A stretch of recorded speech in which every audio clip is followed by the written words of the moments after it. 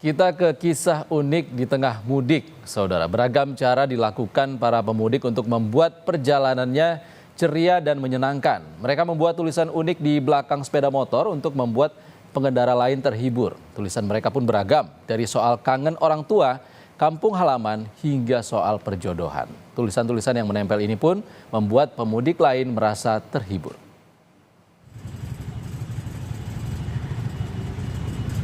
Kangen kampung halaman salah satu yang dirindukan setiap kali momen arus mudik berlangsung di tiap tahunnya.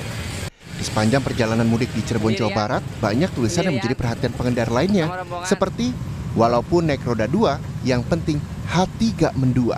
Jakarta Brebes. Di Waze sing terbaik, tapi diuji jarak dan waktu. Ku harap kamu bisa sabar menunggu. Tegal Bekasi, salam rindu.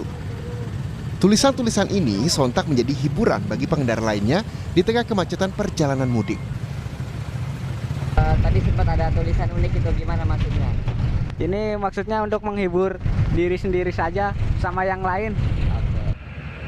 Di Tegal, Jawa Tengah, tulisan-tulisan unik yang ada di kendaraan para pemudik sontak menjadi perhatian pengendara saat dalam perjalanan. Salah satu tulisan yang menjadi hiburan bagi pemudik lain diantaranya, dunia ini jahat, yang baik hanya senyum istriku.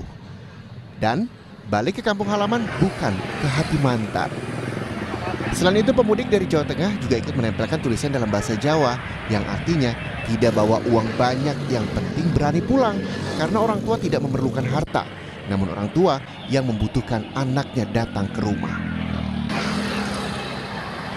Mas, ini bawa tulisan-tulisan unik ini maksudnya apa, Mas? Tulisan unik ini ya, jadi saya kerja jadinya belum bawa banyak duit. Berarti yang penting ketemu orang tua gitu ya? Iya, yang penting ketemu orang tua.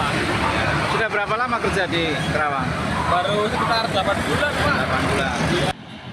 Meski banyak tulisan-tulisan unik yang menyita perhatian saat macet melanda, diharapkan para pemudik tetap fokus berkendara agar perjalanan mudik aman dan nyaman hingga bisa berkumpul di kampung halaman. Tim Liputan, Kompas TV.